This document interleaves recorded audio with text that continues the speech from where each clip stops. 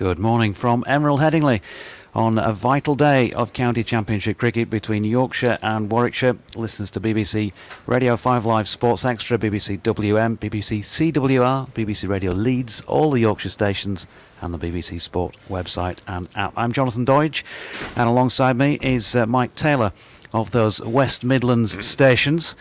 We've got a lot of great cricket to look forward to here today. Also, we think Warwickshire needing 7 wickets to win this match. Yorkshire a further 174 more runs to win.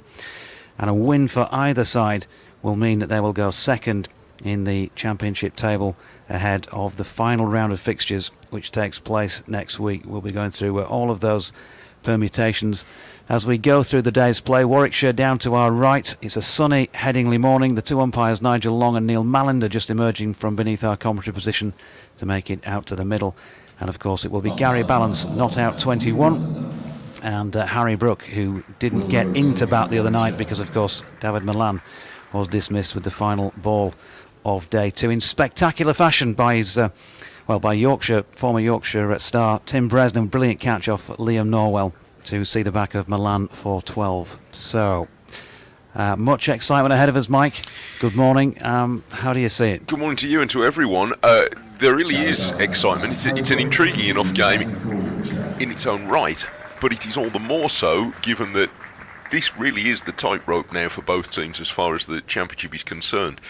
And it's a straightforward equation this week anyway, it won't be next week.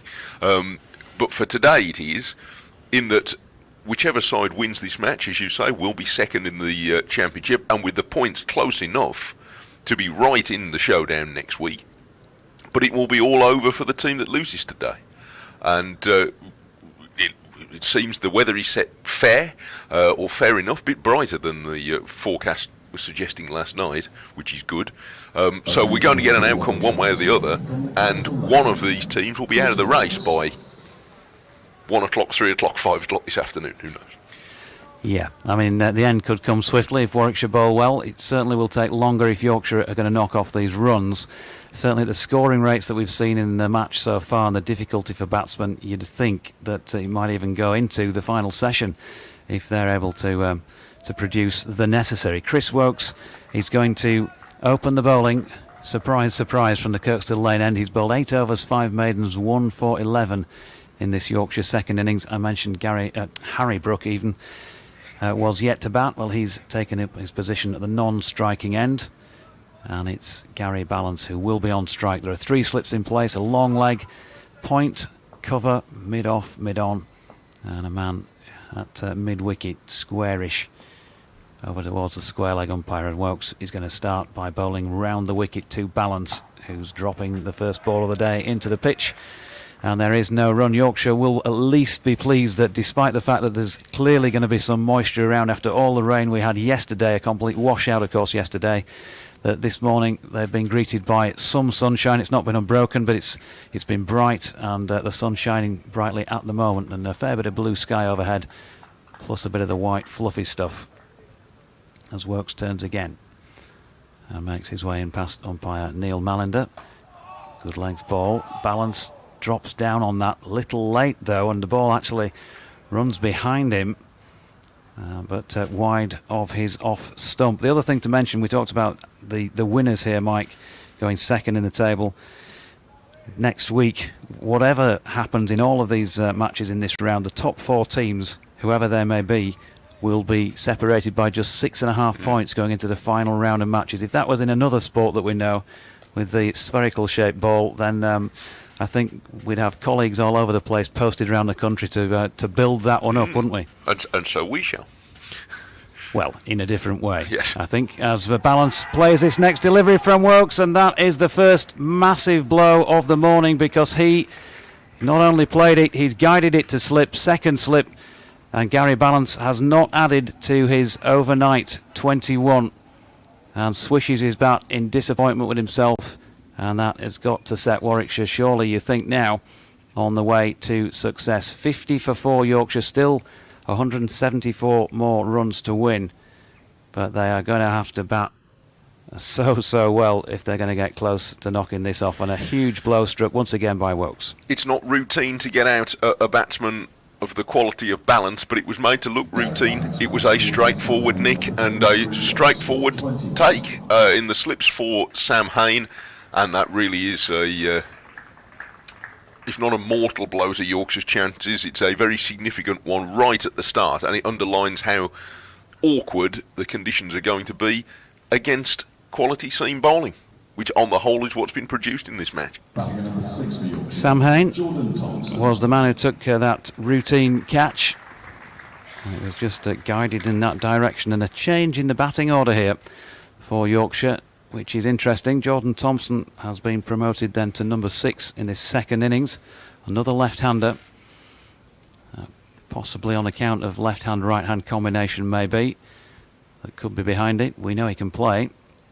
He's got a first-class best in the 90s, and he made a good 50 plus at Scarborough in last week's crushing win over Somerset. He's going to need more than that here by the looks of things if Yorkshire are to win it.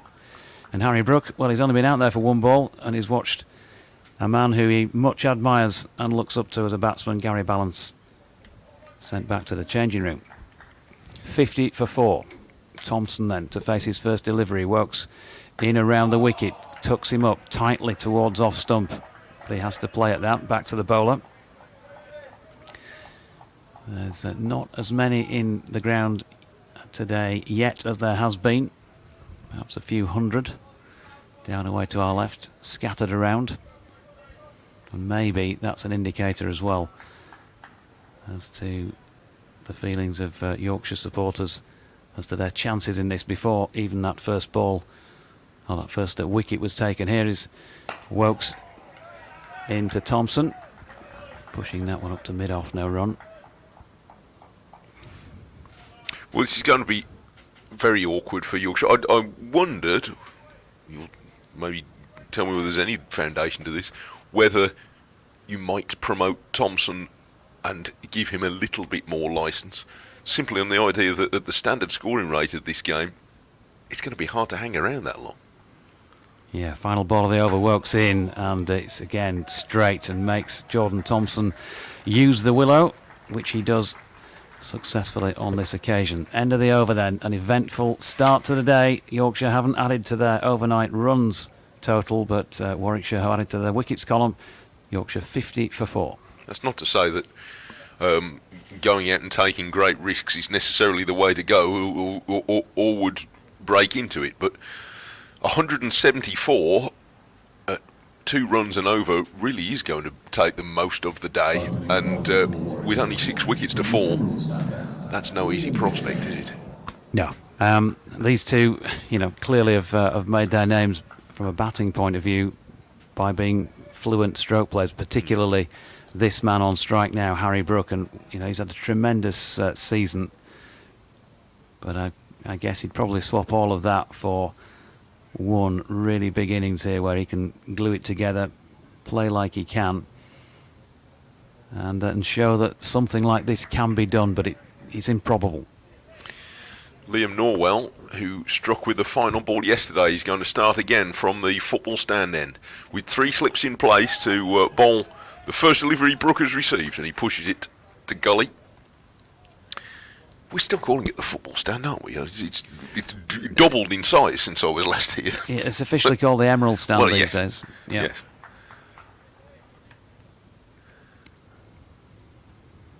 It is resplendent. It's rather whiter than what was there in its place, as those of you who've been here since it was finished this in the last year or two will know. And Norwell walking towards it, charges in aggressively, right arm over the wicket to Brook down the leg side, and it might have just flicked something on its way through to Michael Burgess, who parried it with his left hand but couldn't cling on. Norwell was halfway up for that, which made me wonder if he thought it just tickled off Brook's glove, but it's immaterial because Burgess didn't hold it cleanly. I wonder if he walked past and just had a word in Nigel Long's shell-like. Would you have? Maybe. Were you given that? It might have been. Burge is looking down at the ground a bit. Maybe he thinks it was a chance too. Norwell bowls again, and Brooke is defending from the crease and levering it up to mid-on. It's an orthodox attacking field for starting a day, so there are 3 slips, a backward point. There is an extra cover in. Mid-off, mid-on, mid-wicket, and long leg, although it's not a very long leg, so to speak, because the pitch we're playing on is well over towards that side of the ground. As we watch Norwell running in towards us to bowl to Brooke, who pushes away again defensively onto the offside. No runs added yet by Yorkshire this morning. They need 174 more, and they have already lost. If you've recently logged in, connected up, if you do, you can't say tuned in anymore. They have lost balance in the first over today. Can you tune in the internet? I think you do. Sports Secretary, mate. Oh, of course, Sports Secretary. Yes, you tune in, of course. Norwell bowls, and it's allowed to pass a ball that dips in from outside the off stump, and it's held by Burgess. Anyway, you're allowed to say it. You can say tuned in. I think it's generally accepted in radio circles that sorts of things. It's just a term that everybody understands. Yes, I think. All sorts of nonsense. 50 for 4. I get strange looks from the kids. Say things like that. Tune in. Just going to move the coat hanger out the back to get the picture better. Norwell's running in to bowl to Brooke on the pads, and Brooke goes to turn away a ball into the leg side. Even from this angle, I would suggest there was a somewhat optimistic appeal for OW from Norwell. None of his teammates joined in, but it's the end of a maiden over all the same at 50 for 4. It's like wash the pots. Oh yeah. Wash the pot. Right. Well, they don't know what that means on 2 levels, but that's another story. It reminds me of that Peter Kay stand-up where he said, in our day, we had to get up, go to the dishwasher, put in a tablet, had to put it in, press the button. Ben Crossland, good morning to you. He says, I'm here today more in hope than expectation. Echoes of a recent end-of-season match against Warwickshire when Pato and Fish won the game in a gutsy stand. Could come down to Pato and Fish. They're still to come as Wilkes is in for the first ball of this, the 29th over of Yorkshire's second innings. They haven't added to the overnight score of 50, and they've lost a wicket. Thompson tucking that one into the leg side. You can get in touch with us both on @JonathanDoige or @SportBBCWM. Can. Pato and Fish sound like they should be going for a summer season somewhere, couldn't they? Yeah.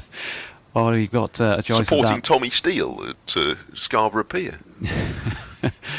Is Wilkes in, and a nice little clip off his legs by Jordan Thompson. It was tight to the stumps, so would have been in a bit of peril had he missed.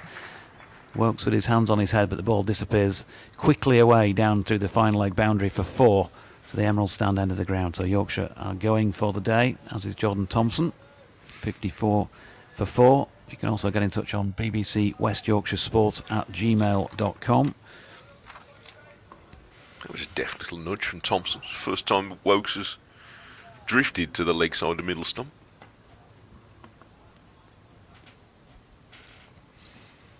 Metronomic England fast bowler. He's in again, and once again he's going for a similar area. That we're obviously not at a great angle, 6 strips away to the right of where they're playing, but it looks as though it's angled around about middle and leg maybe. Jordan Thompson drops his bat down on it into the leg side. There's no run. There is a pile of sawdust at the end of Chris Wilkes' run, or beyond the end of it. He's turning just short of it now. So after the rain yesterday, even though of course the pitch was covered, may need a bit of that at some point. Here he is in again, and Thompson solidly behind it, pushing back to him. I do think the ground staff have done a pretty sound job in getting this up and running for 10:30. It hasn't rained, I don't think, overnight around here, but it is damp. There's still the damp patches on the pavements, and the outfield has seen a fair bit of service this year. It's there are quite a lot of dark patches on it, but they've done very well, I think, to get it playable. Wilkes to Thompson, good delivery. This one just wide of off stump, and he's just having a little interest in pushing at that. probably say he played inside the line. Well, it is fact, I guess, because he didn't get a nick.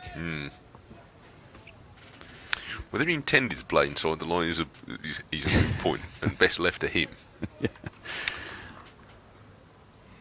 Wilkes then gives the ball a good shine and turns again. Number 19 on his back, leaves our commentary position behind and passes Mallender to bowl another good length ball, just short of really, and Thompson once more having the stumps attacked by the bowler, drops it into the leg side to complete the 29th over. Yorkshire 54 for 4. Harry Brook yet to get off the mark. Thompson on 4.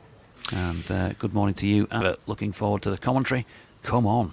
Hashtag nervous. Well, it is that is true for both teams. Must-win games is a horrid phrase. It's usually thrown about by football commentators in September. I know because I've done it. But today is it is a must-win game for either of these teams to take the title next week. Never afraid of hype. Norwell starts in for a new over and Brook defends solidly from the crease. Yeah, sun's just gone in, but you wouldn't say, well, by comparison to the rest of the match, the conditions for batting are more favourable than they have been on probably for at least 80-85% of the match so far. Tropical by comparison to yesterday. yeah, it was pretty parky yesterday. Horrid day yesterday. Norwell turns by the pile of sawdust. Chest on charge up to the crease and bowls to Brook, who guides the ball down outside off stump and he's eager to see if it goes into the gap towards third man where there's no fielder, but it doesn't. It's sharply cut off by Jacob Bethel, the teenager who Warwickshire have very high hopes for and has had his first taste of first team cricket over the last few weeks. Played in a few of the T20 games and quite effectively in the 50 over competition. Batsman and left arm spinner. Up comes Norwell and Brookie's very compact in defence here and pushes carefully out into the offside to extra cover. Harry Brook, 2 centuries this season, 113 in the second innings at Northampton and 118 in the only innings Yorkshire had against Somerset and Scarborough in their last match. 670 championship runs at 44.67. Much rests on his shoulders now. It's a very sound season for a young batsman. 54 for 4. The target is 224. Norwell bowls to Brook and hits him on the pad with a ball that he was trying to play to the leg side. It pops up off his front pad towards mid-wicket. Matt Lamb handballs into field, but it wasn't the most full-throated of appeals. Jordan Thompson, by the way, he's that 57 he made at Scarborough in the last match was his first-class 50 of the season. He's been making double figures quite regularly, but then not managing to get that much further. 37, 34 at one stage as well. If to chip that many out today, I think. Norwell bowls and Brook drives, the most positive stroke we've seen so far today. And it's his misfortune to hit it straight to the fieldsman at extra cover. And there's no run. No run, that's a little more positive. He's averaging 17 with 222 on the board, so he's probably going to need to improve his average today if Yorkshire are going to win this match. Yes, I should say so. Tenth period now, they really can't afford any more in the this opening burst of the day from Norwell and Wokes, and Brook will get his first run here after quite a bit of hesitation as he guides the ball down wide of third slip. A scrambling stop is made, but they do have time to go through for one. So Brook is away after a quarter of an hour of very carefully looking at what was going on from Norwell in particular, and it's 55 for 4 with Brook 1 and Thompson 4. Yeah, Harry Brook batted with patience in the first innings. He was around and out there for about an hour and 20 minutes or so. He made 15 in 40 deliveries that he faced, And by Harry Brook standards, that is very definitely a start. LBW to Chris Wokes, who is going to be bowling to him now, with the sun on the Kirkstall Lane end half of the field, but the rest of the pitch in shadow at the moment. One or two more have come in, but the atmosphere, I suppose, with the loss of Gary Balance in that very first over, is, you'd have to say, a little subdued here. Harry Brook then on 1, Yorkshire on 55 for 4 after 30. And Wokes in, good delivery to Harry Brook, who can't get forward to it on account of the length. It was rising as it went by. Fortunately for the Yorkshire batsman, he didn't get a little tickle on it as it went through to the gloves of Michael Burgess. First time he's bowled at the right-hander this morning. That was an awkward delivery.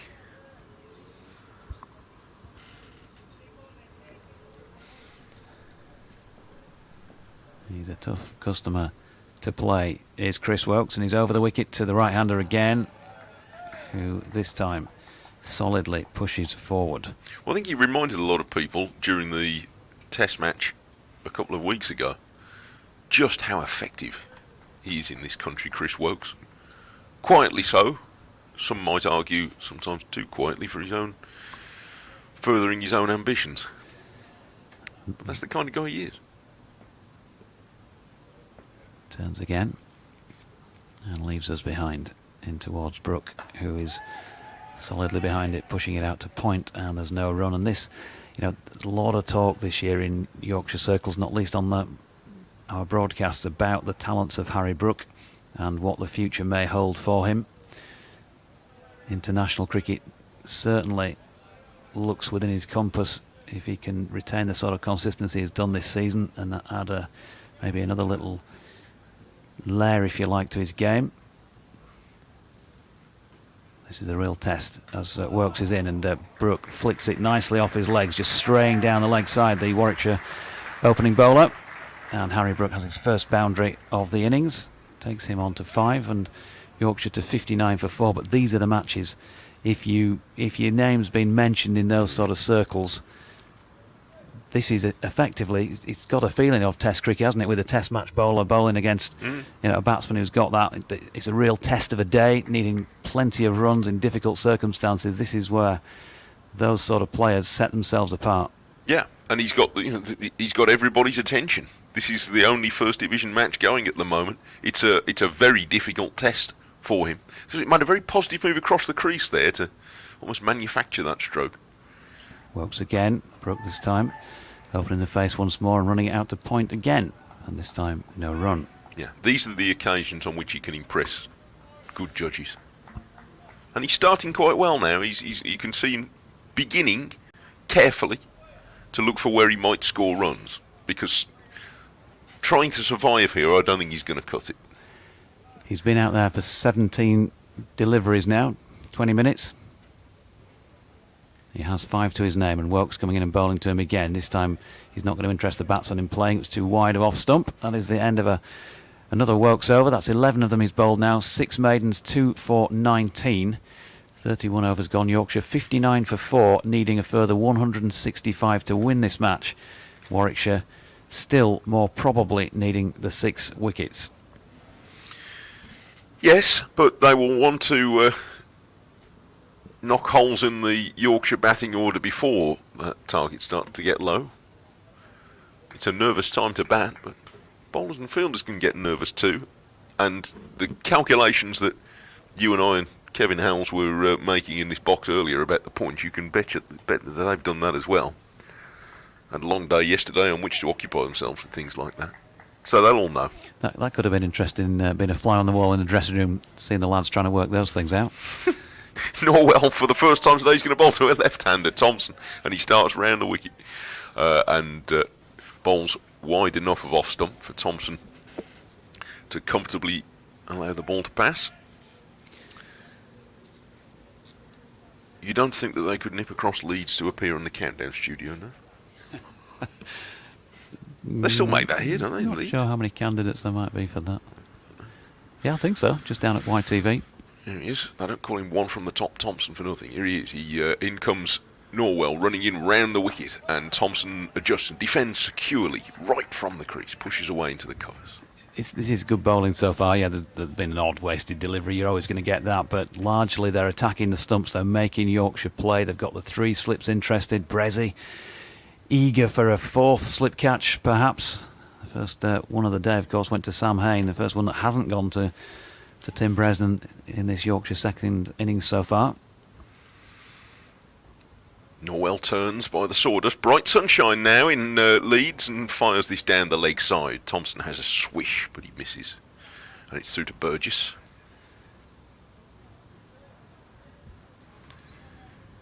Robert Winterset says, I'm en route to the ground this morning. Could you have a word with the boys and ask them to hang on long enough so I can actually see some play? You won't get here. Be fine. Might be exciting. Norwell round the wicket. Rushes into Bolter Thompson, who's hit on the pad.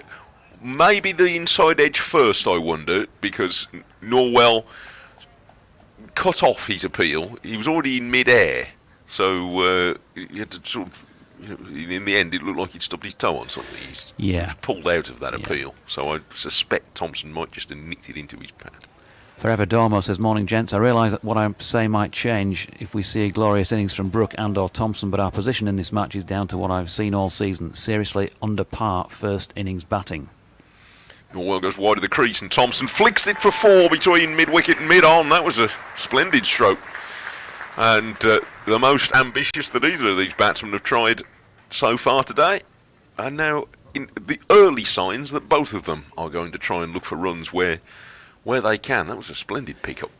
Yeah, he can play, and you certainly don't want to be bowling too often at his legs.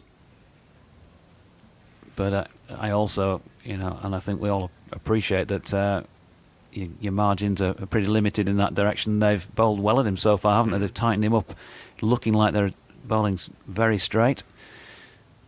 Just a slight stray from Liam Norwell this time.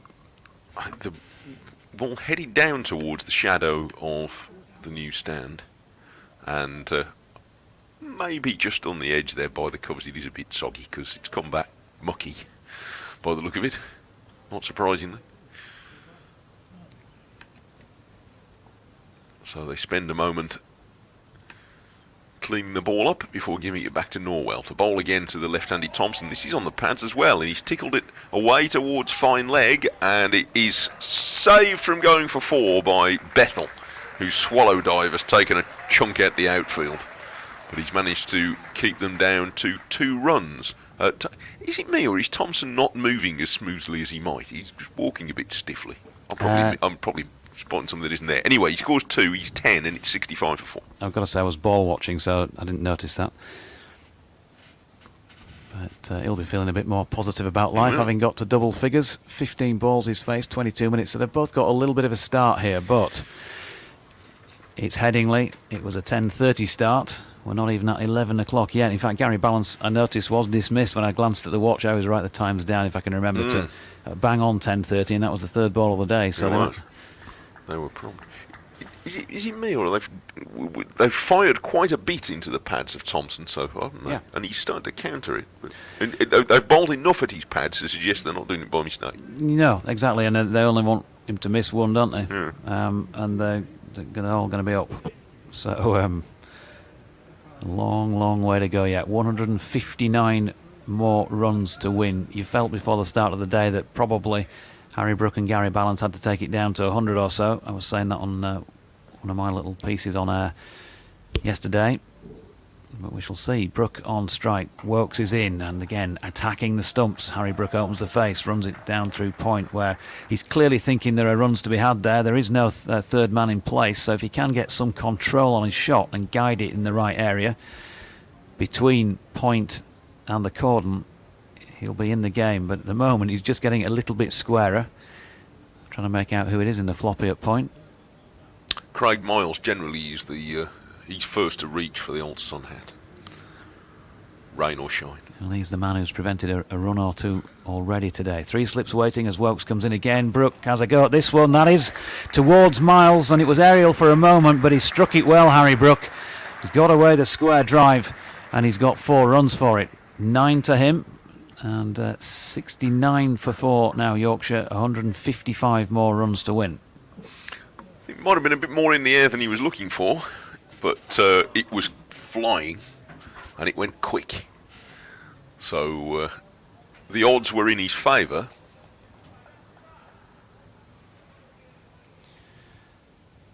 Yeah, he's just took the bat under the arm for a moment, and whenever the ball, so far, as Mike was just alluding to, has disappeared off around the periphery, which of course is not, he's not subject usually to the super sopper type equipment. It's just getting that little bit wetter. That's not going to be easy for the field inside, is it? No, it doesn't help. Gripping the ball. Anybody who's bowled with a wet ball before, you'll know exactly what I'm talking about. Done that many times in league cricket. Walk out there with a rag. Is it still the bar towel? It's very often Generally the bar towel, towel, isn't it?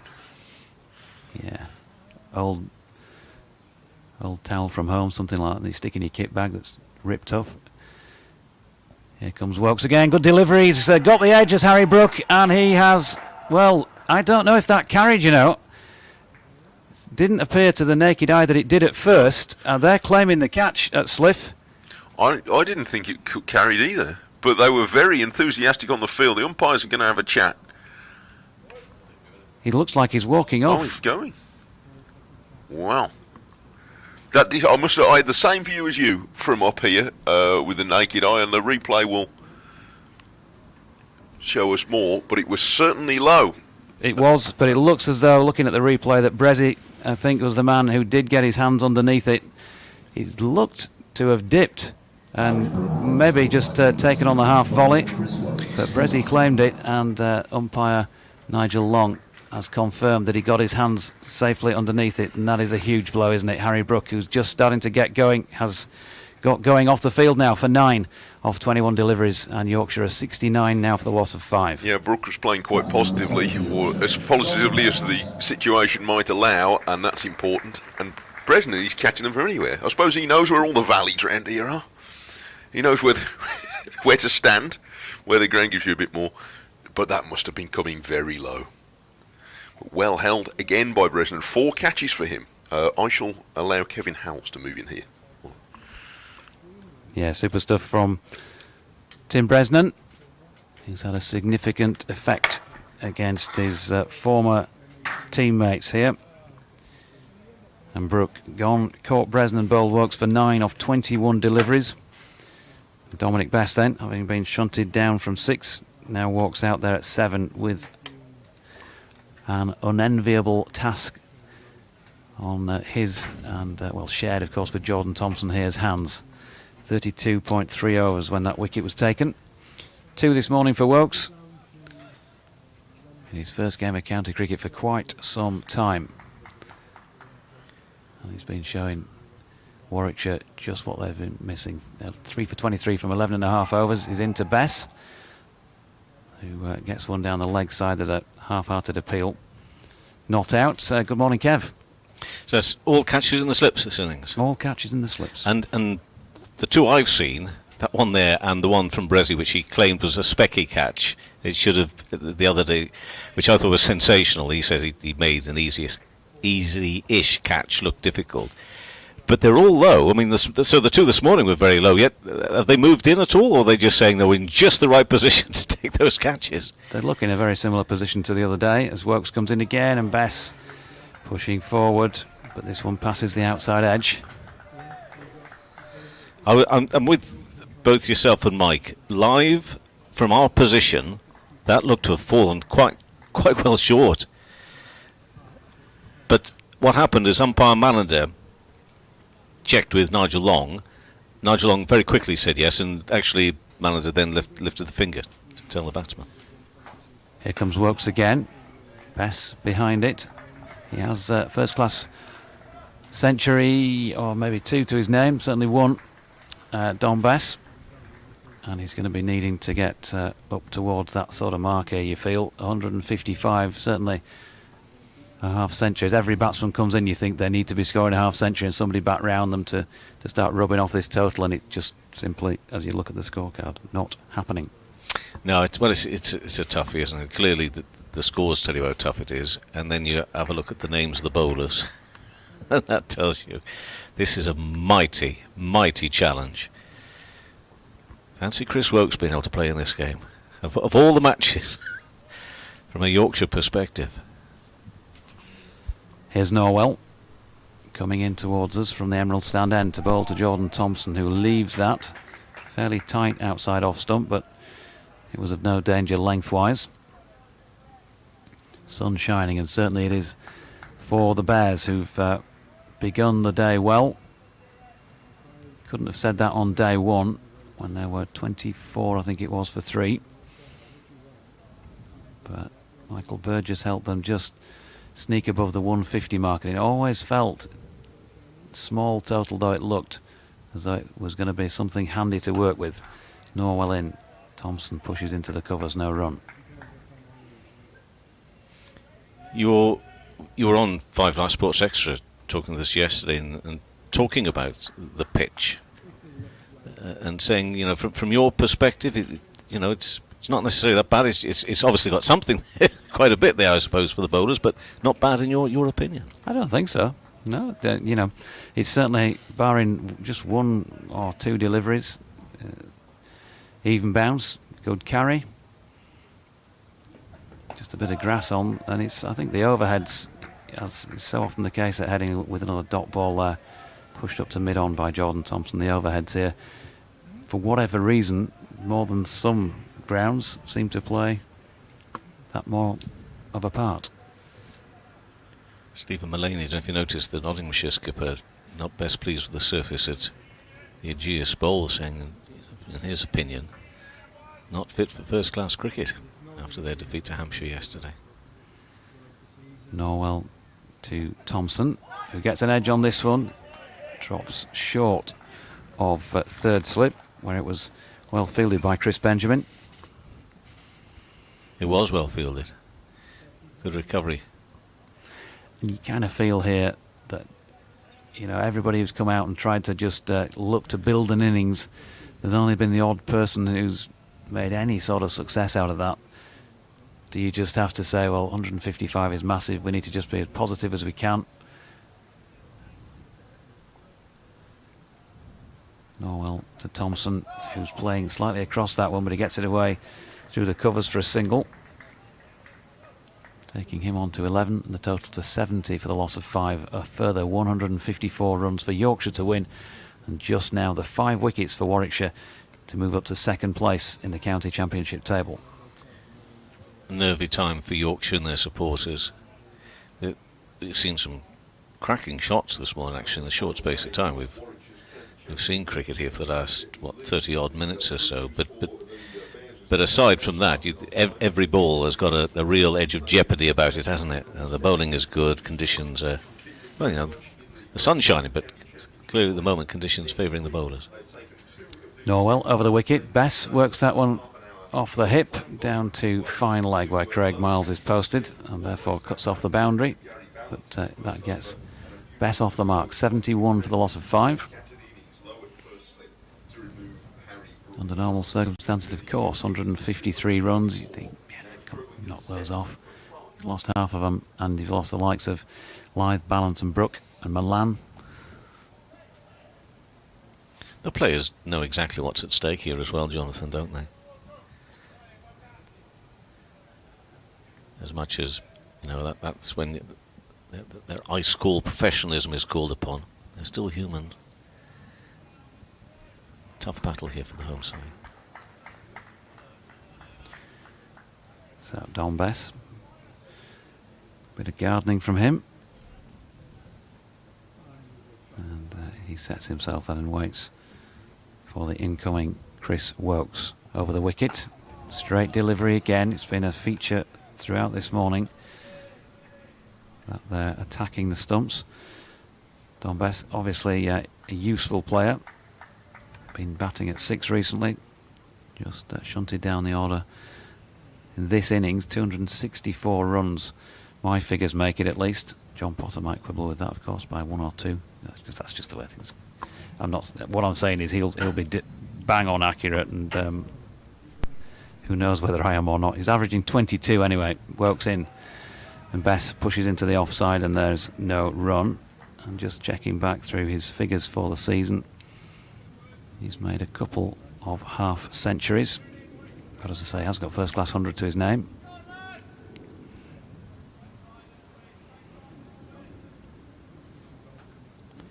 Just fancy having Chris Wokes up your sleeve for a game like this. Unbelievable. Yeah, Rob Gurney said the other day, not played for, forget the specifics, but around about 3 seasons, I think, in a county match. 2 or 3 seasons. So yes, you'd be considering themselves a little bit unlucky, but Yorkshire obviously got David Milan back as well. Hasn't managed to have the same effect on proceedings as has this bowler, who's coming in again to Bess, who flicks one off the legs, tight down the leg side, and has not in fact flicked it off his legs. The ball flicked his pad, I think, and has gone for 4 leg byes. Just checking with Mike whether we know whether he's playing next week or not. And Mike says that, no, I haven't seen anything either to say for certain. Can you imagine if Warwickshire were to win this game, they're second in the table, and he's not available?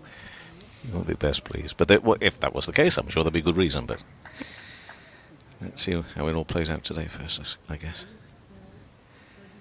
So Bess waits, and in comes Wokes again. Good delivery, leaving Dominic Bess on the rise through to the gloves of Michael Burgess.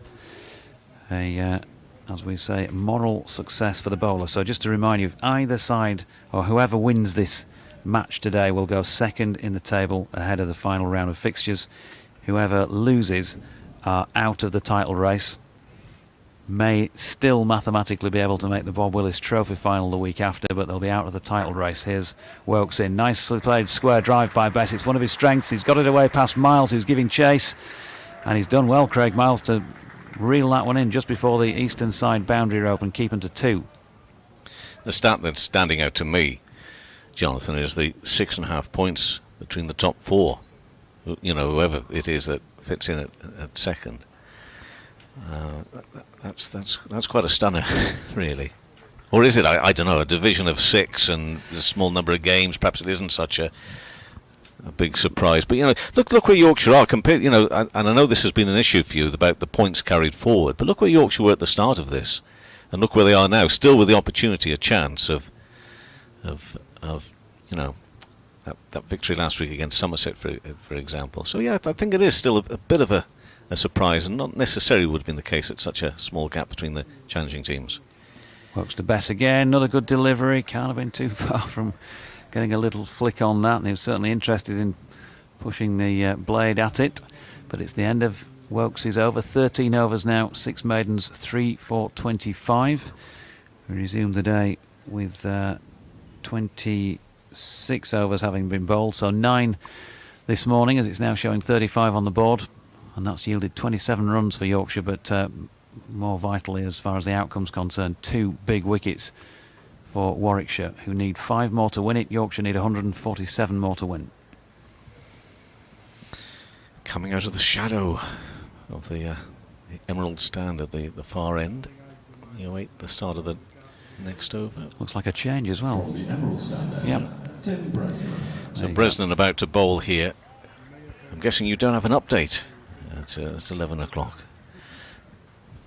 So I'll... First one is 106 these days. Is it? Yeah. The world's a changing place, Dodgy. Not necessarily for the best always. You going to do this? Yeah. I'll just pour a coffee then. You pour yourself a coffee. It's 11's is, Dodgy. Come on now. So 2 slips for Thompson on 11, 77 for 5.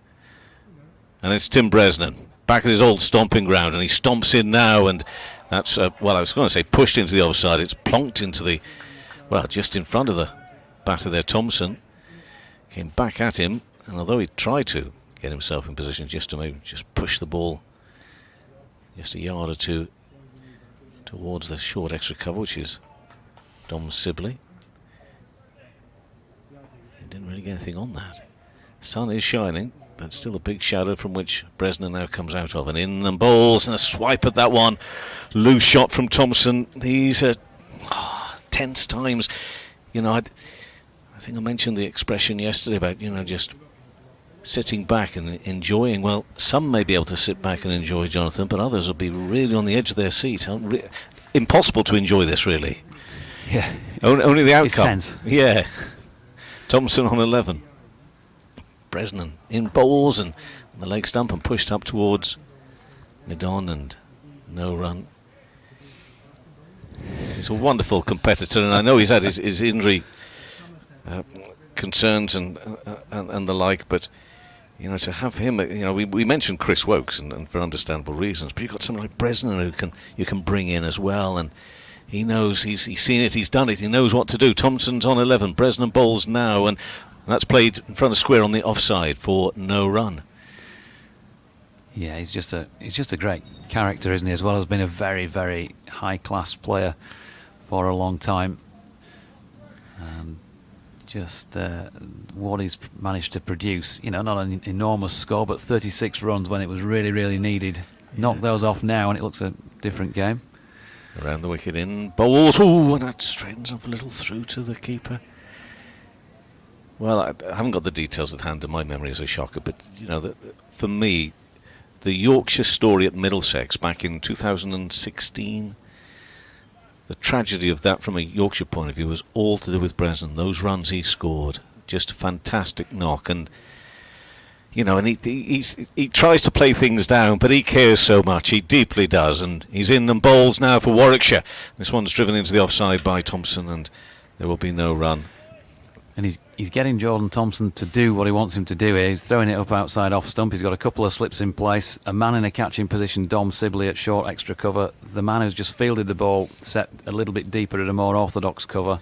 So he's sort of a short sweeper effectively. He's a little bit deeper than on the one, but he's not right on the boundary edge. And there's Bresnan around the wicket again. Bowls and so feeling for it a little there, Thompson. And that's the end of a testing over. Testing times here for Yorkshire. 224 needed to keep in the title race. They're 79 for 5. 5 wickets needed by Warwickshire to stay in the title race. Thompson is on 11 and Bess is on 3, and Bresnan in the innings has bowled 5 overs and 3 of those have been maidens, and he's conceded 6 runs. And if you give Jordan Thompson opportunities to score, he will score quickly. And I guess they've got to the stage needing just the 5 wickets with 145 to play with. They can get him to try and play those attacking shots, because you know, it only takes one mistake. He might nail 3 or 4 boundaries through the covers if they're throwing it wide of off stump. He might flick a few off his legs or smash them away through the leg side where he is very strong. But it only takes the one mistake, and then you're watching number 8 walk out to bat. Wokes in, Bess on the back foot, drops that out into the offside, and there's no run. And Jordan Thompson played a much less Thompson-like innings, if you like, at Scarborough last week, where we saw him be much more circumspect, built an innings of 57 than the flash and dash that we often see. And of course his innings really have largely been associated with white ball cricket. We saw a tremendous partnership here with Harry Brook earlier in the season, just as one example.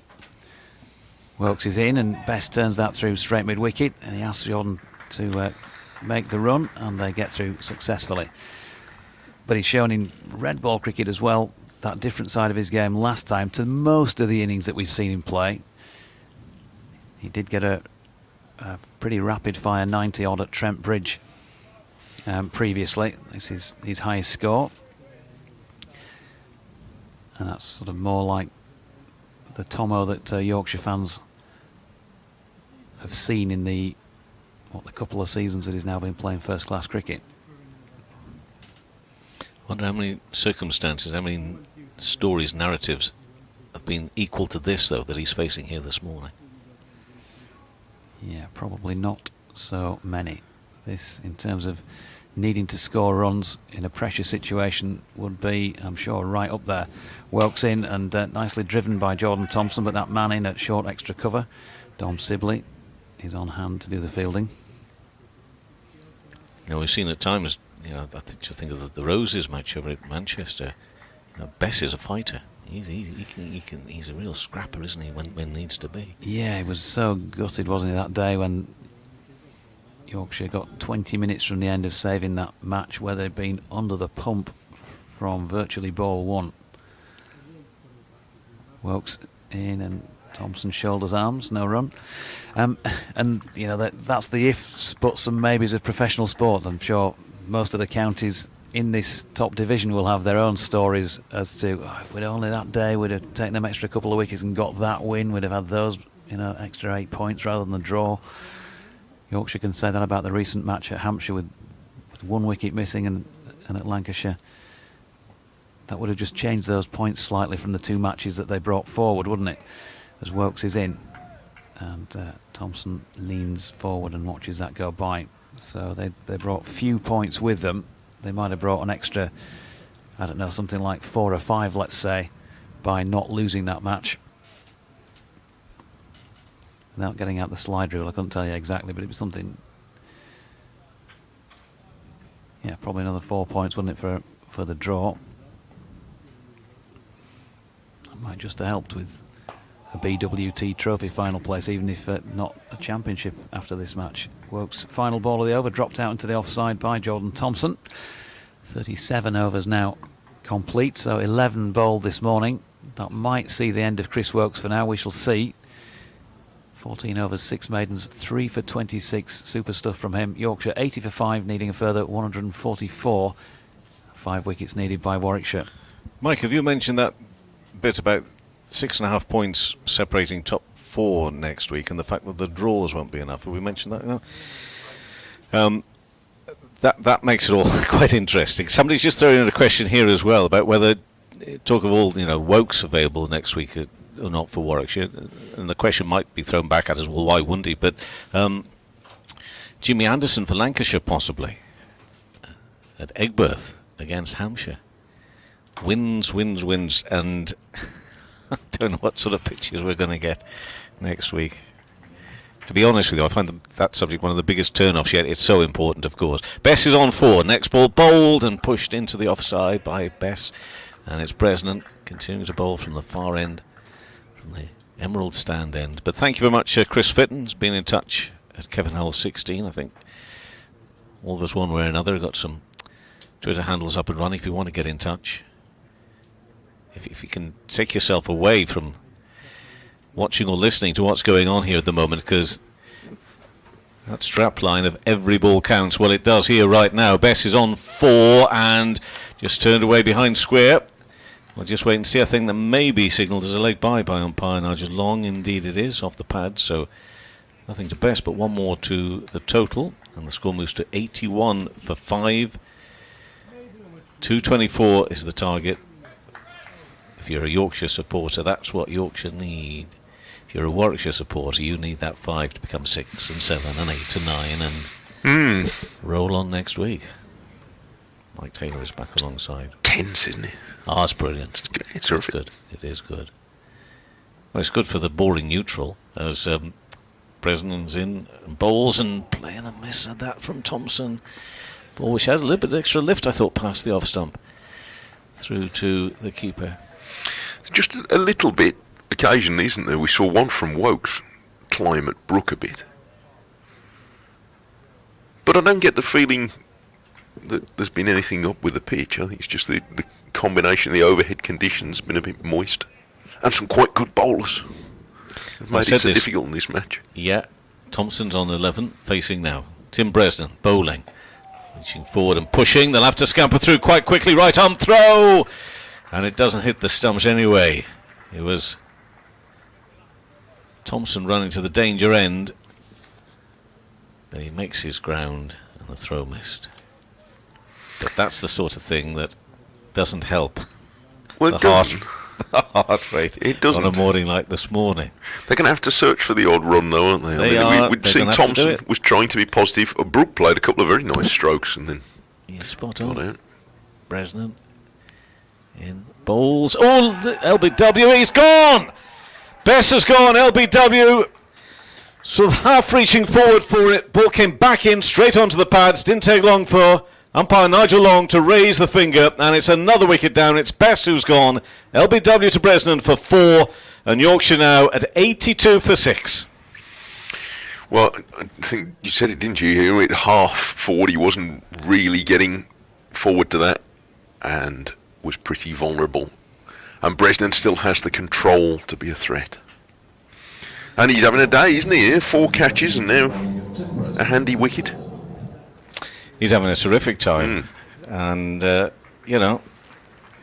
so many connections here between, both personal as well as professional connections here for Bresnan. But of course, all that is put to the side. And how comes one of my favourite cricketers? He's perhaps not gone on and got any major runs yet, but I reckon this fella with his character is going to be a very useful cricketer. The Duke. Tell me more. Well, we saw him on debut, basically, and we loved him. I say we, whoever I was with at the time over in Manchester, who's the Roses match.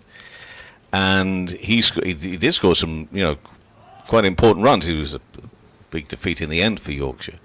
But he had a look at something about him. Okay. Do you get that feeling sometimes? You do. Look out No, there you do, don't you? Yeah. And you could say it's a little typical of a relatively small in stature wicketkeeper. But we like him, and he's got a very big and important job to do here now as young Harry Duke. Well, it's going to be a battler's day, isn't it, if Yorkshire are going to get out of this. But they're not going to be able to do it at 2 and over, which is sort of the general pace of things. He's playing his 8th championship match, and Bresnan now bowls to young Harry Duke, and that's past the off stump. And quite defiant leave, really, from Duke. Got an average of 20. Got a couple of 50s, you see, a couple of 50s for the season. His highest score being a 54. But he's a young man, and we say this so often of young players. He's not long turned 20 years of age. He was therefore obviously still a teenager, which is why we took particular note in that Roses debut. But and also an England under-19s player as well. We say it of young players, but there is something about him. I really do hope, because I think he's got a bit of entertainment about him. Well, he's a fidget, isn't he? I can see that already. But no, I hear the chapters good things about him. In fact, he's played, what is now a good half season's worth of championship games, and he's only 20. At a county where it's always competitive to get in the team is a good sign. There's a change of bowling. Wokes has had 6 overs this morning from the Kirkstall Lane end, and Craig Miles now takes over. And first ball round the wicket to the left-handed Thompson was drifting away down the leg side. It's very well fielded at long leg by Matt Lamb, who flipped it off his pad. And they take 1. So Thompson is 13, and it's 83 for 6. How's he on the move? Jonathan's going to come back in. Miles does 2 or 3 bouncy paces on the spot before setting off at the start of his run, and bowls full and beats Duke on the forward push. Outside off stump, and then Duke practices what which he would have done instead, which is to leave that in a rather exaggerated fashion. I'm beginning to see why Kevin likes him. A lot more people will like him an awful lot more if he's still batting at 4 o'clock today.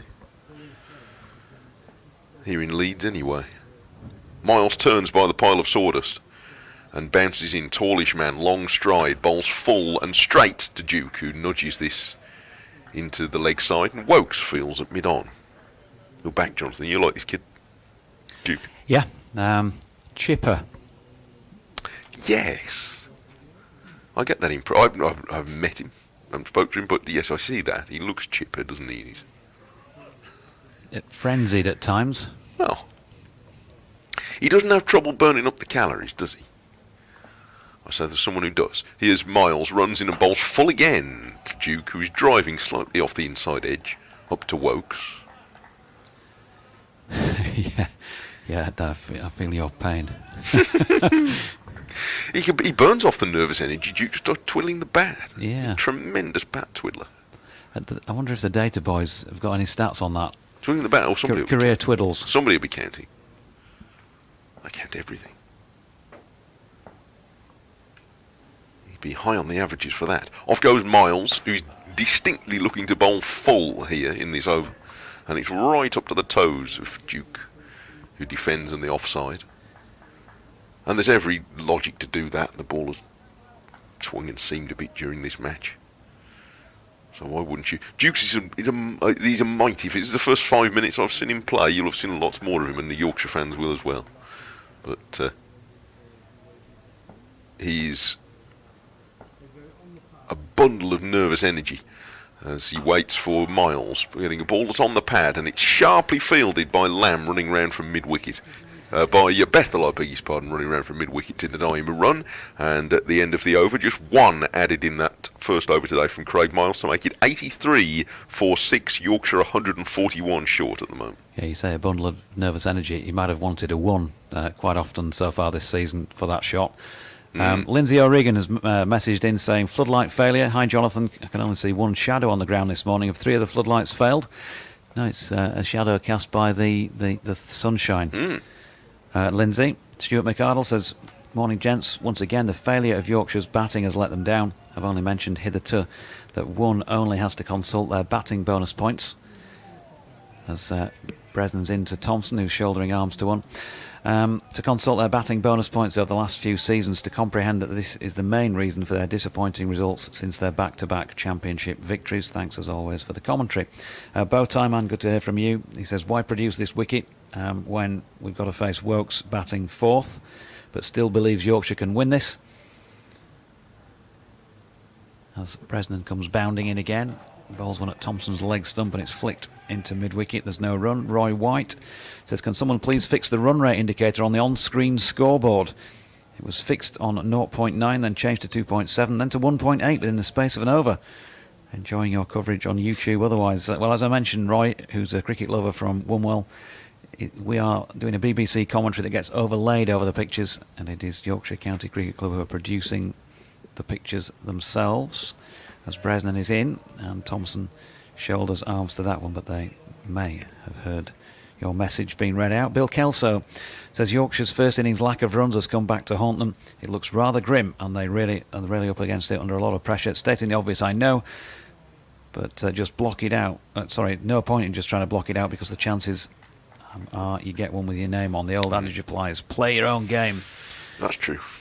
Thompson on 13, Bresnan into bowl to him, wide of off stump, and he watches that one through. John Dean is also having a pop at the run rate, but compliments us on an entertaining commentary and being able to watch the match from far away in Kent. We'll take that, Mike. Nice to be with you. And we've also got Stephen, who says that the local 50p call was obviously made from the red phone in the local church.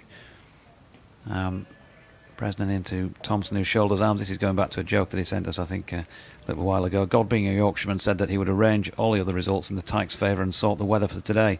So then it will be over to the lads. He thinks they can definitely get the runs, but I note that his email came in at 10:34.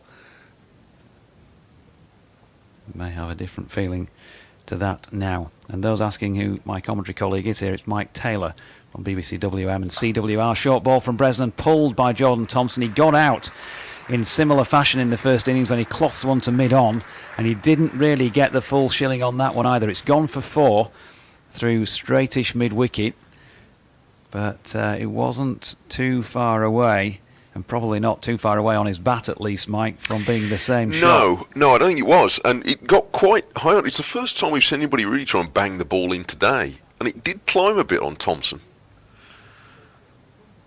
He's ended up sort of hooking it like he's casting a line for some fish, but he's fished out 4 runs, but I'm not sure it's a stroke he'd want to go for too many times, especially having got out once to it already in the match. Having said that, I think the point that was made, there was Bill on his email who said, look, hanging about all day, he's not going to do it. I'm very much going along with that. You know, at 2 runs and over, or whatever, 2.5 runs and over, you've got about for another 50 overs. Well, that's going to be tough.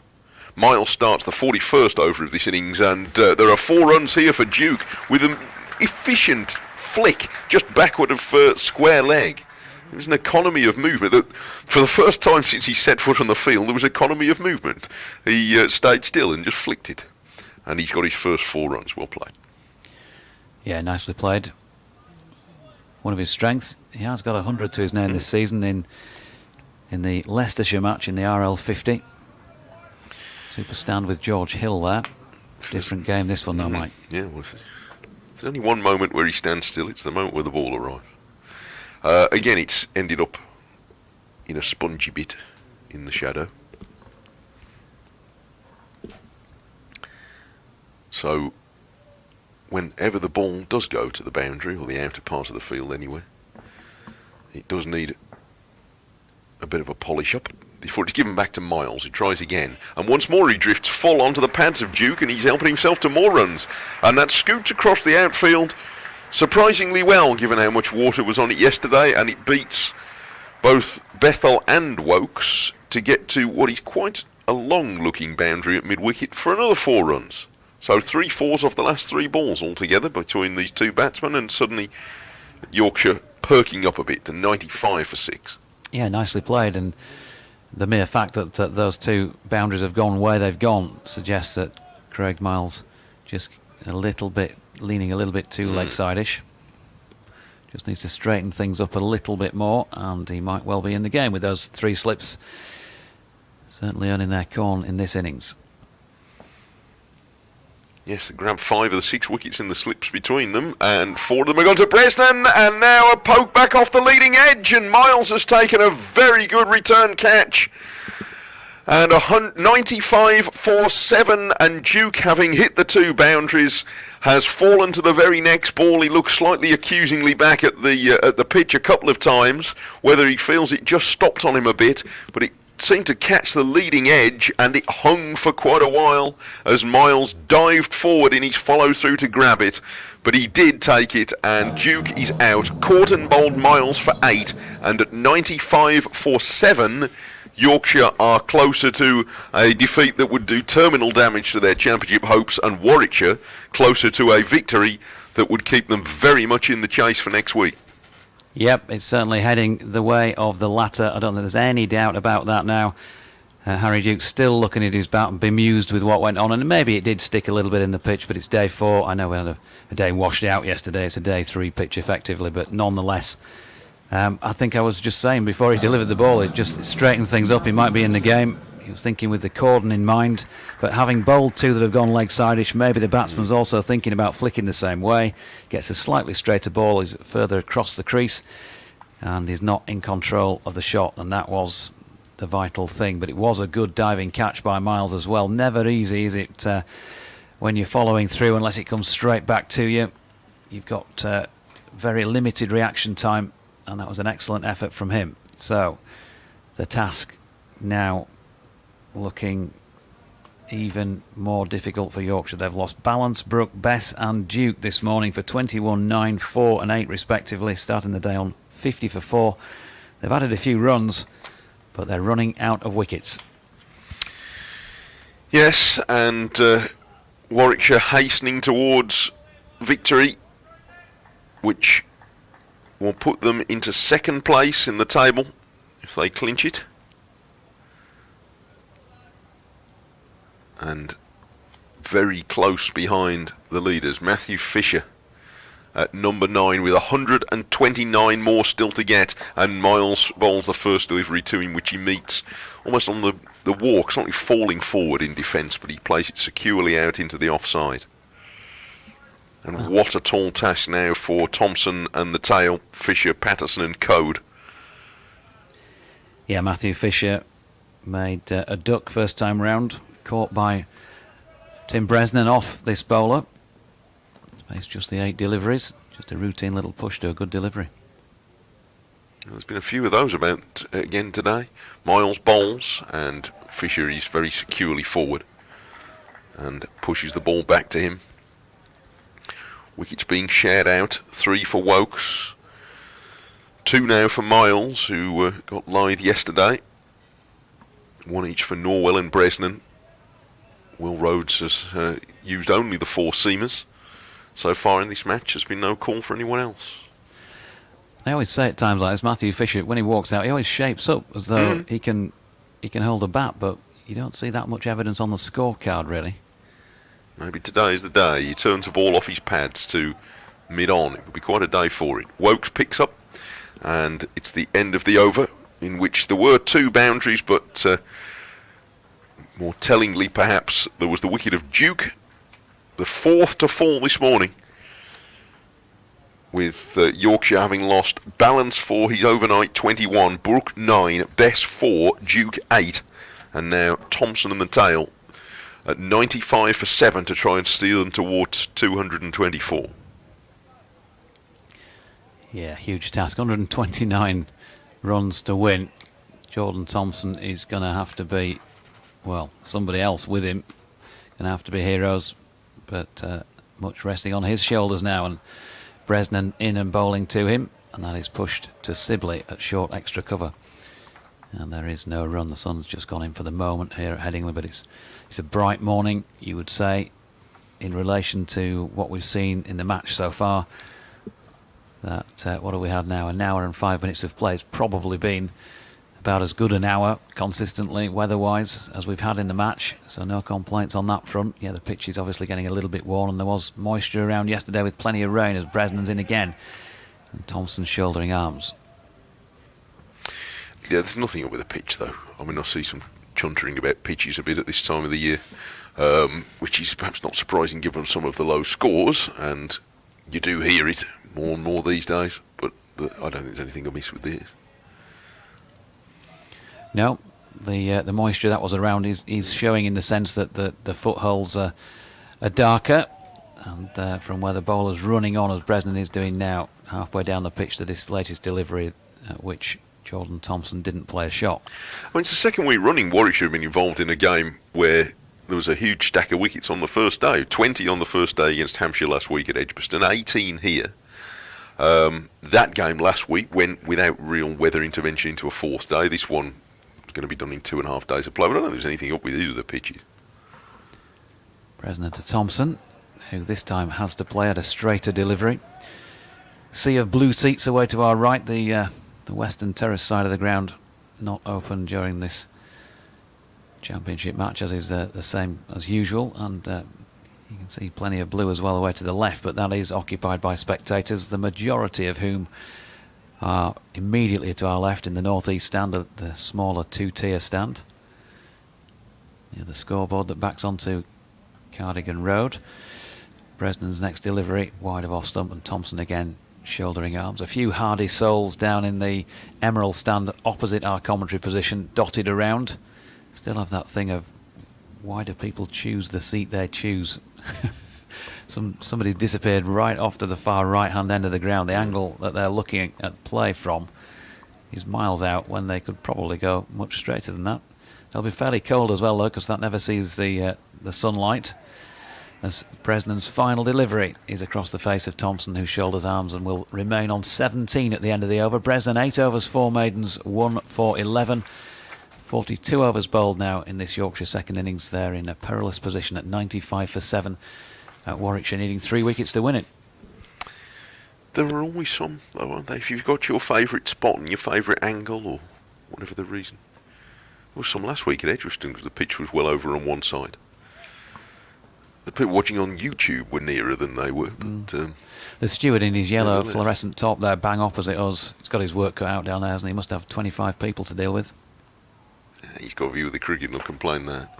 Well, he might not like the cricket if he's a Yorkshire fan anyway. Miles bowls full and it's pushed up to mid-on, the first ball of a new over by Fisher. This will be the last cricket, I suppose, here this year, won't it? This will be it.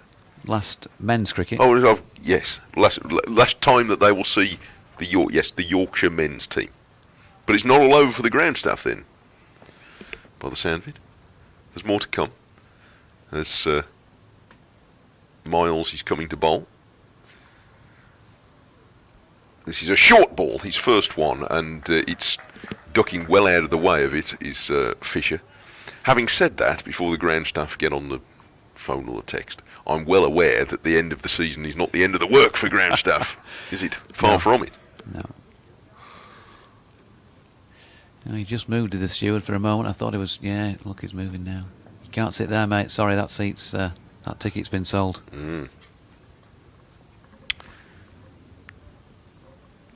95 for 7, and Miles turns this into the leg side, and Miles' next ball was turned by Fisher for his first 2 runs down to long leg, and it's 97 for 7.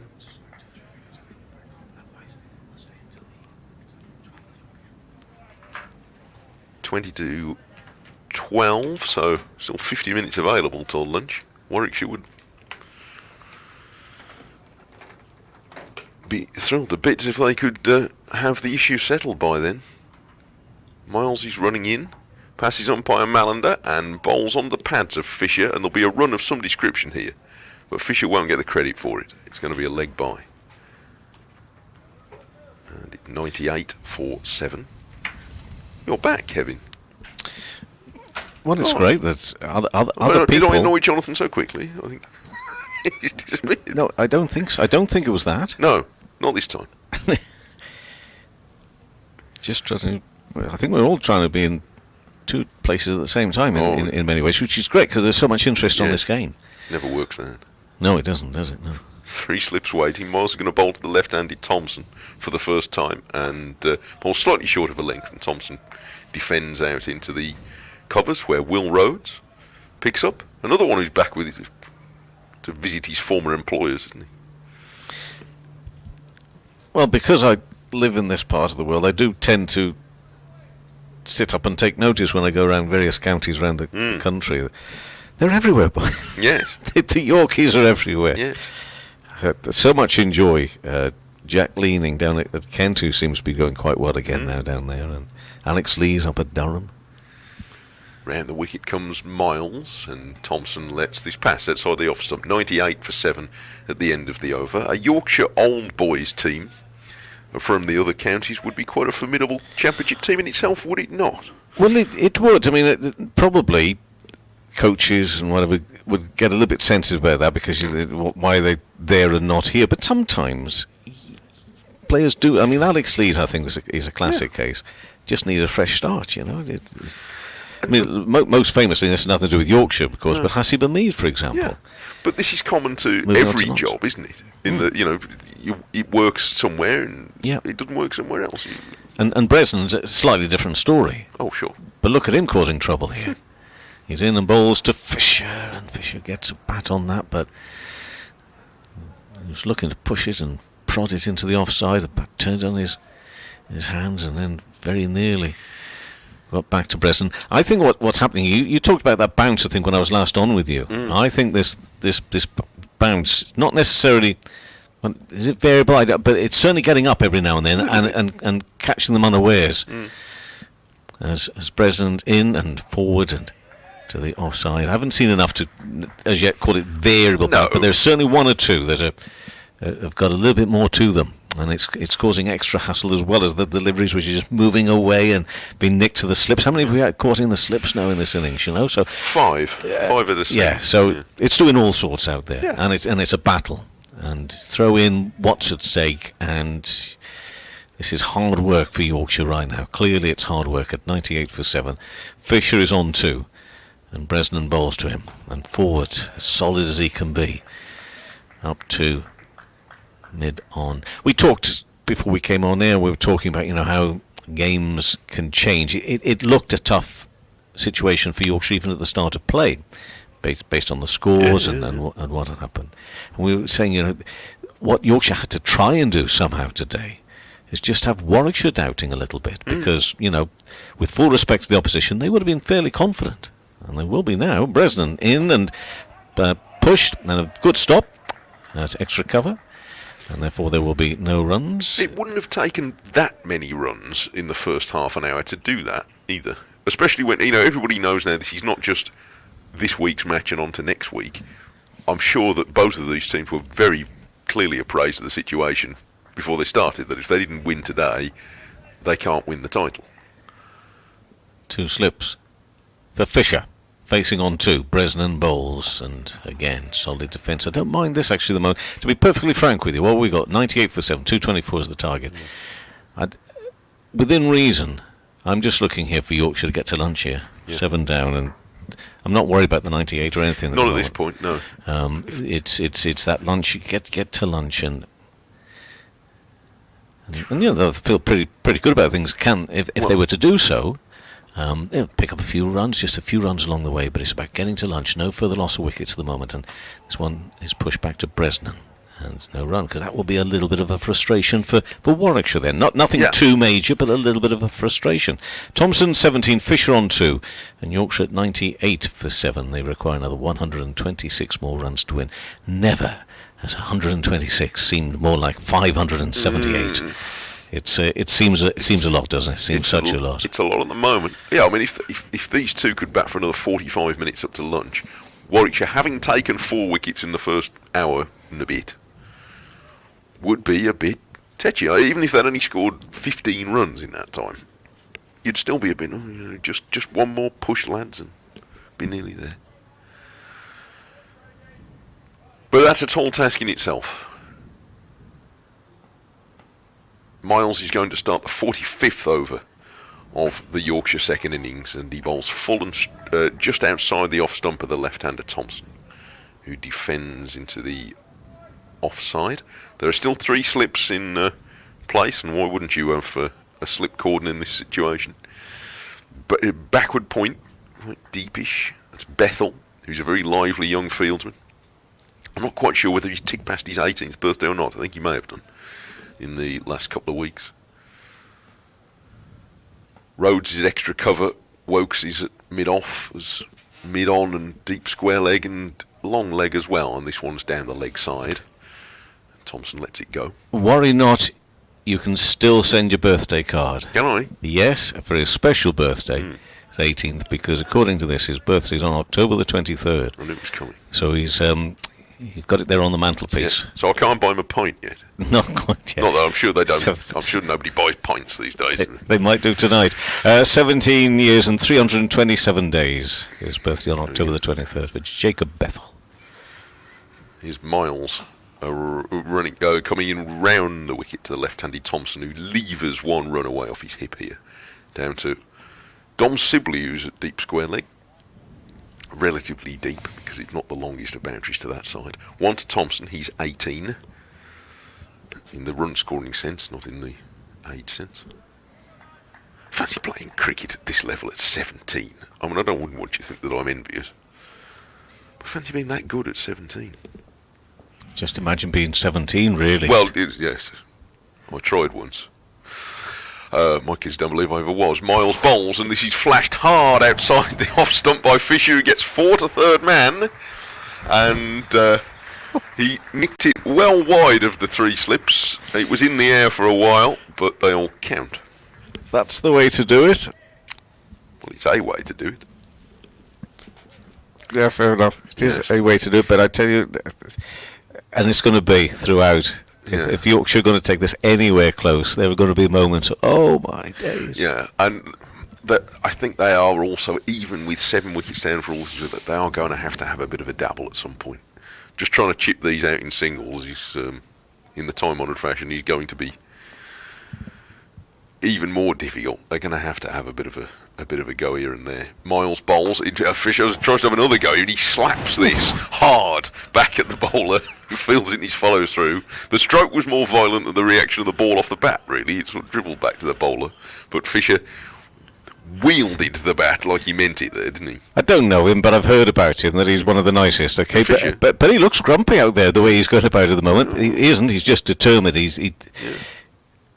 Gosh, this is interesting stuff. If he's going to keep this up, this attitude, and now Will Rhodes, who will know him very well, I dare say, is just making an alteration. He's taking himself from extra cover into mid-wicket and sending the man back just a little bit deeper. I don't think he's expecting a cultured cover draw. I think he's expecting something a bit more aggressive, so maybe that's the point. Anyway, Miles bowls to him, and Fisher, having played those 2 aggressive strokes, now very deliberately pokes the ball into the gap that Rhodes had just left. And well played him. He goes to 7. He picks up a single. It's 104 to 4 for 7. And Fisher's right in the game. He's pumping. Yeah. Do you see the way he just walked, when the like batters meet in the middle, the puncher, the gloves, everything, he almost raced to his mate at the other Ticking end. a bit. It's as if they've been told, look, not only do you have to score another 120 runs, but you've got to get them in the next 15 minutes. He's up for it. Yeah. He is up for it. Liam Norwell, change of bowling, is going to come in from the Emerald stand end. 13 overs so far in this innings, 4 maidens. Yes. And 1 for 30, so Miles and Norwell, the Gloucestershire pair. And of course quite a few Yorkies have ended up down in Gloucestershire as well, haven't they? Well, they all move a bit. They move about these days. Fisher's on 7. 104 for 7 is the Yorkshire score with those runs, still 120 off the target. You will remember, like I do, when you very rarely saw anybody play for more than one county in their career. It was pretty infrequent. And Fisher on 7. Next ball bowled and pushed into the offside. And the ones that you did are more like the Bresnan story. Yeah. The story of a team that's got players pushing hard for places in the team, younger players. Yeah. And you're still worth something to somebody somewhere. And the experience. Yeah.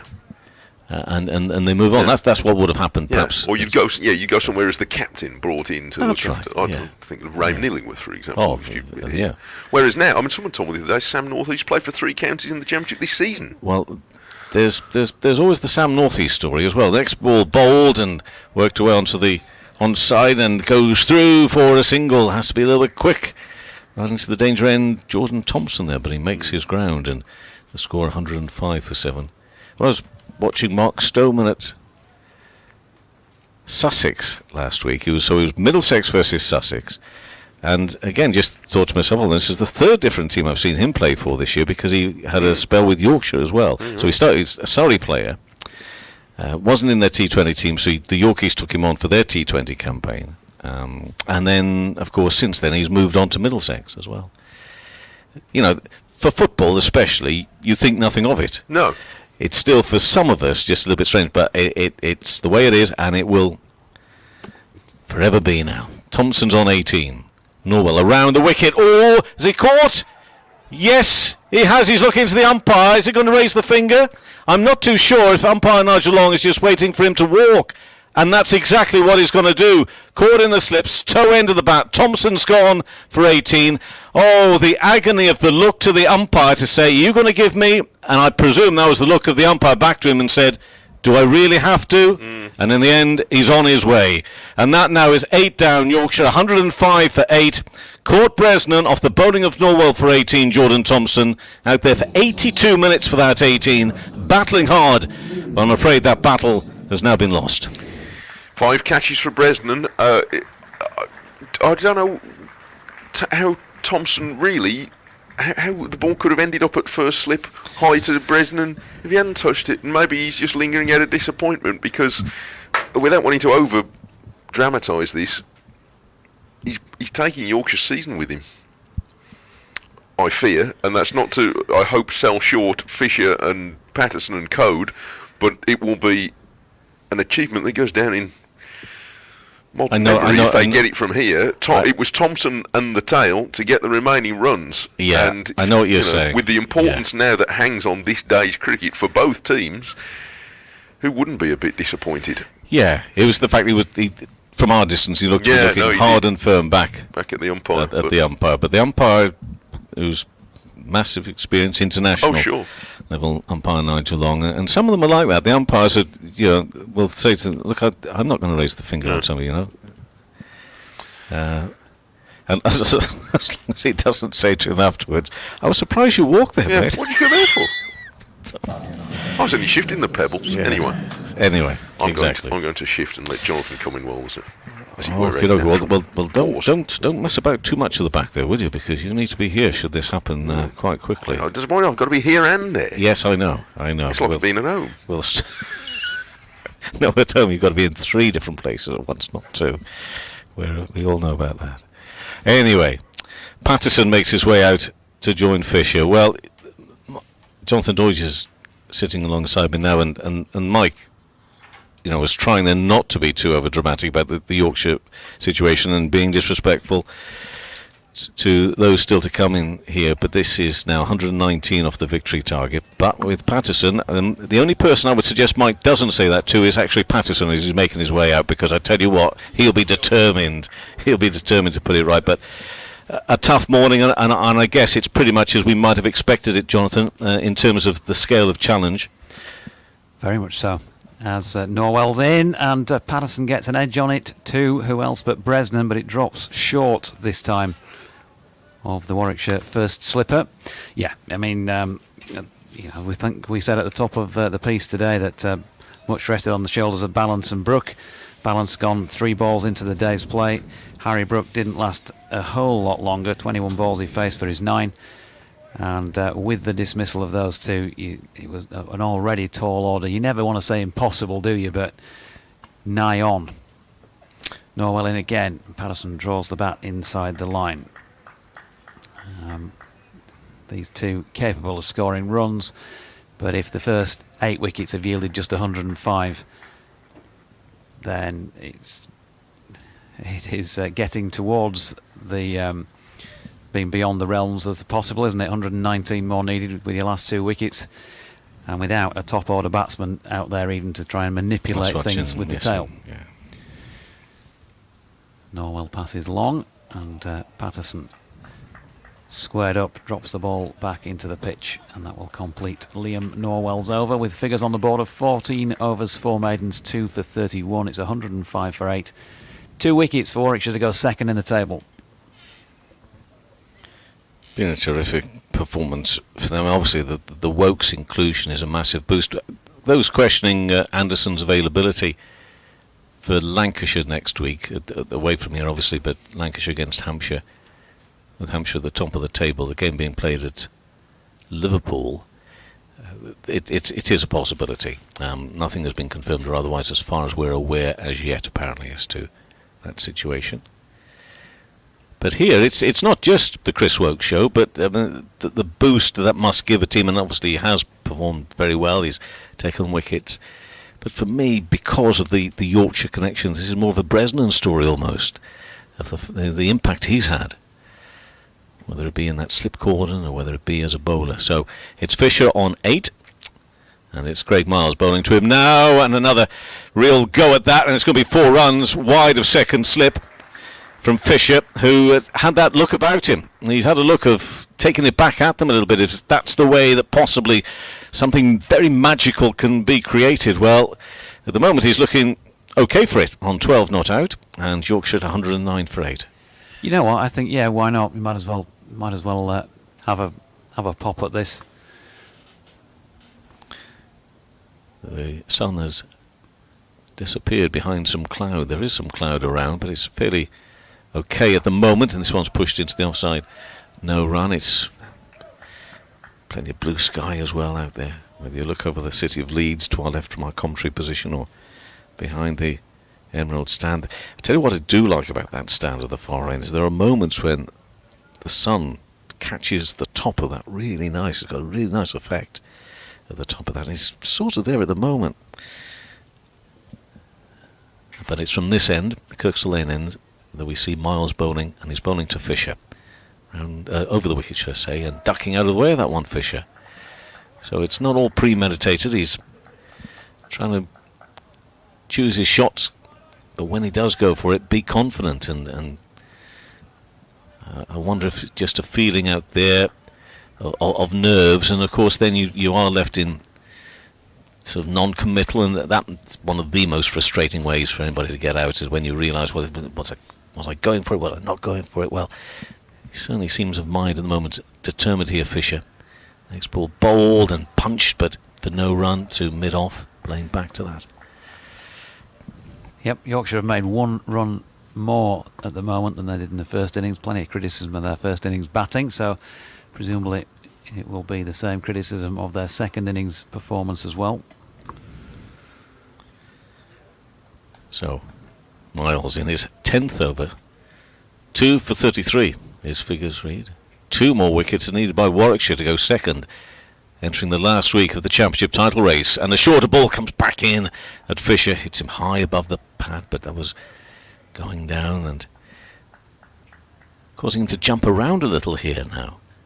Miles with his pace and as determined and proactive as Fisher may want to be, these deliveries, as I made the point at Scarborough last week, all the conditions may have favoured the bowlers at times. Yorkshire made good use of those conditions, and that seemingly, and what I've seen evidence here this morning, is exactly what Warwickshire have done as well. They bowled very well throughout the match. Fisher's on 12, and Miles is in, and bowls a shorter ball. That was short, and over the shoulder of Fisher through to the keeper. The end of the over, 109 for 8, and Yorkshire need another 115 more for a victory, but it's those 2 wickets that Warwickshire so close to getting here. Fisher on 12, Patterson Norton, so much at stake. Jonathan says, Graham Goodall, lost some of my positive attitude about today. As others have said, the batting problems, especially first innings, have been there for some time. It could be an interesting team selection for Trent Bridge next week, and I look forward to seeing Yorkshire promising young players enter the fight. Well, I guess we'll find out in the fullness of, as Norwell turns at the end of his run and makes his way in towards our commentary position from the Emerald stand end, and as is his wont, Stephen Patterson steps away to leg to try and open up his favoured offside and ends up jamming down on a ball into the covers. No run. John Logan says, further to your comments on results and fine margins, I'll do the maths for you. Had Yorkshire managed to draw against Lancashire in the group stage, and had Yorkshire beaten Hampshire in the Division 1 stage, even assuming Warwickshire winning this at Headingley, the table would look like this. Warwickshire top with 55, Yorkshire second with 53.5, Notts third with 52. As Norwell is in, and Patterson throws the kitchen sink at one wide of off stump and misses. Lancs and Hampshire both 50.5 and Somerset 26.5. That's what John makes of the table anyway. Well done, John. With the whys and wherefores from a Yorkshire perspective. Busy morning, John. Busy morning. Crikey. Dean in Doncaster also on. Come back to your mail in a moment, Dean, because Liam Norwell is turning at the end of his run in the Headingley Sunshine. The blonde-haired fast bowler, and that's flicked off his legs nicely by Patterson. And past Dom Sibley, who is at a squarish mid-wicket, and it brings him 4 across to the east side of the ground. So the Yorkshire captain off the mark, and his team 113 for 8, and they've got the total they needed to win this game at the outset, down to less than half required, but they've only got the 2 wickets left. 111 more needed to win. Warwickshire 2 wickets. Dean in Donny enjoying the commentary as always. Can't see us pulling a rabbit out of the hat in this game. We just lost Thompson as I'm typing. Better finish this off before we're all out, but he's proud of the lads for what they've achieved this season, especially missing our most experienced player to the 100. Norwell in. Patterson has another swish at one outside off stump. Think he might have got an inside edge onto his pad there. Dean concludes, we're in Division 1, that's the important thing, and I think Steve Patterson's done a great job as captain. BBC West Yorkshire Sport at gmail.com if you want to have your say, or at Sport BBC WM on Twitter, at Jonathan Doidge, and Kev, remind me, at Kevin Howell 16, I have to remind myself, Doidge. 16. Norwell in again, past umpire Nigel Long. Patterson tries to turn this, does turn this into the leg side. Rhodes, I should say, in to do the fielding, no run. One left in the over. If it's one of those Pato going days and he does flay 25, something like that, he might just be teasing the Yorkshire supporters. And it'd be good to watch, wouldn't it? It would be good. I'd enjoy that. Waits then as Norwell comes in again, and he's again stepping away to leg, but the ball goes that way as well. Miles down at long leg fields it, and they get through for a single 5 for the Yorkshire captain. 1-1-4 for 8 at the end of the over. We need to be more respectful, because at the moment he's placing the ball. Yeah, that one which went square on the leg side, and just a little tickle down there. You think he placed that? Oh, definitely. You say he's just teasing us. Robert Winterset has tweeted a photograph of his view from opposite us in the Emerald stand, right behind the arm. Lovely view, he says, just as long as I don't look at the scoreboard. Mighty Mariners said that the only way Yorkshire could save defeat was by rain all day from now on. I'm afraid the forecast is not favourable in that respect. Mighty Mariners. Craig Miles even to continue from the Kirkstall Lane end of the ground. 2 slips in place, and now looks like third man is being brought up to form a 4-man cordon, including keeper Michael Burgess. So no third man. Miles in, bowling to Patterson, who has had a swish and has been caught at slip by who else but Tim Bresnan, wheeling away and celebrating the wicket of his former skipper, and Yorkshire 114 for 9. Tim Bresnan is, he's caught Yorkshire out here, hasn't he? Out of the championship race. Patterson taps his pad at his back, walks away disconsolate, because the first ball of the 49th over has brought the 9th and penultimate wicket of this match, and Warwickshire are all but home. Patterson 5 off 10 deliveries, and Mike Taylor back alongside. Very, very confident now that his team are going to be in a strong position going into the final round of matches next week against the team that are not playing so well at the moment. Ben Code walks out, last man standing for Yorkshire. Just this 1 wicket left, along with Matthew Fisher. But you'd be very, very confident now, the way things have gone in this division, and I know it's easy for me to say this, and probably not for you, but you must be very confident of winning the title here against a team who have succumbed to everybody so far in Division 1. They certainly could hardly ask for a better chance in that final round of games than to be up against the Somerset team, who will be out of contention and no doubt with distinctly knocked confidence.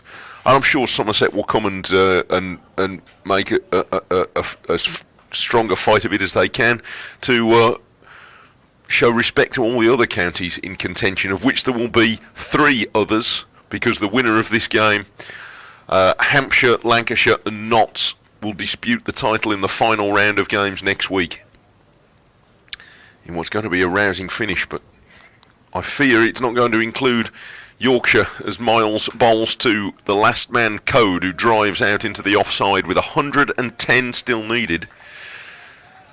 And it's been a pretty efficient job done by Warwickshire, needing 7 wickets this morning to keep themselves in the race, and they've got 6 in the first hour and 40 minutes of play, and they're almost there. Craig Miles is trying to finish the job. 3 slips are waiting. Code standing upright in the crease, the Yorkshire number 11, and he's forcing this hard off the back foot to Will Rhodes at extra cover. Mark Biggles, by the way, points out countdowns now filmed at Media City Salford. James Green. Oh dear. Yeah, James Green says interesting decisions in this game. That's the second slip catch in the innings that's been questionable. Milan's last night was questionable, but it was the night before, as he didn't see the hands underneath it, and Brooks did not carry, says James. Well, to the naked eye, it didn't look out for me, although we're rather a long way away from it. Well, rather further than the umpires anyway. It doesn't really matter now, as Miles bowls a short delivery which climbs, and Code shapes it if he's going to uppercut it over to the slips towards third man, but in the end doesn't. Charles Kitchen says, morning all, looking to be a disappointing end to this match and our championship hopes. I feel the big difference is that Warwickshire have out-bowled us, particularly in the first innings when we bowled too many 4 balls rather than our batting. And I'd be inclined to agree. Well, you were saying to me yesterday when I came up that 155 actually in the circumstances was slightly too many to concede. Code back foot drive here, and it goes to backward point, where it's smartly fielded by Sibley on the tumble, and he's lost all his paraphernalia in doing so. His hats fell off and his sunglasses and the whole lot, but he stopped the ball and there's no run. Simon sends in a scorecard from 2017 here in late September, when Yorkshire won against the odds to stay in the First Division with that crucial partnership between Fish and Pato that was mentioned previously by one of our correspondents. Fisher and Code who've got to do it now, and Code, who is clearly not going to die wondering, has climbed into a big drive here and has hit it out to Sibley, who has retreated for this delivery out to the backward point boundary. So it's only 1 rather than 4. But I think Code has served notice about how the way he's going to do it, and I dare say Fisher will as well. The last pair needing 109 to revive Yorkshire at 115 for 9. Tony Sweeney also points out, in the way of balance about these things, about people, talking about ifs and buts. On the flip side, he says, speaking of fine margins, without that one-run win here against Northants, Yorkshire wouldn't have been challenging for the title, as Northants would have qualified for Division 1 instead of the Tykes. Everyone's got an if and a but now at this stage of the season, haven't they? Except for the team that comes out on top next week. Norwell's going to bowl, and the first ball's flicked off his pad down to deep backward square leg, and Miles fields energetically, and they do not take a run. They do. Did they? Yeah. Of course they do, yes. Code was on strike before, I bet, yes. I thought it was a bit flamboyant to be turning them down. That's my mistake. 116 for 9. And Paul Ramsden, morning to you, Rambo. He sent me in a graphic. You were talking about whether there's any more cricket here or not. The Yorkshire Premier League playoff final, Woodlands against Castleford, takes place with a 10:30 start here on Saturday. Oh, good. I'm glad you mentioned that, actually, as Norwell bowls, and this is run away off his pads by Fisher for 1 to deep backward square leg. Because I know around the country, the club seasons will be coming towards a close. So they've got it's a final here, is it? Just go back to it again. Yeah. I need to increase the screen size with my mince pies. Yeah, playoff final. Woodlands against Cass. Well, that's great. What a terrific occasion for those clubs. That's here on Saturday. So if you're in the area, you might want to come and put your head in for that. Norwell bowls, and this is chipped by Code, and he's caught at mid-on, and Warwickshire have won. Code the last man, and it's taken Warwickshire an hour and 40 minutes cricket this morning to wrap it up. Will Rhodes, the Warwickshire captain, taking the final catch. A 3rd wicket for Norwell, and Warwickshire have done their seamers, and also with considerable assistance from Tim Bresnan, with half a dozen catches at first slip. They have swept away Yorkshire this morning on this final morning in a match of major importance for the championship race, because it is now reduced to 4 teams. Yorkshire knocked out of contention as a result of this defeat, and Warwickshire will go into the final round at home against Somerset next weekend, along with Hampshire, Lancashire and Nottinghamshire. They will dispute the championship title in the final round by dint of having won this game here, dismissing Yorkshire for 117. Warwickshire have beaten Yorkshire by 106 runs. Yep, and thoroughly deserved, you'd have to say, across the course of the 2 and a bit days that we've actually seen play here. They deserved it. They've had the presence, of course, of Chris Wokes to help boost them, but you still have to do the business, don't you? And he bowled beautifully during the match. And even at that, you've got to be backed up by your fellow bowlers as well in the bowling cohort. Liam Norwell, Craig Miles, in particular, have added some strength. Tim Bresnan as well to some extent, and of course he's taken wickets as well as those 1, 2, 3, 4, 5, 6 catches he took during this Yorkshire second innings, plus the 36 runs.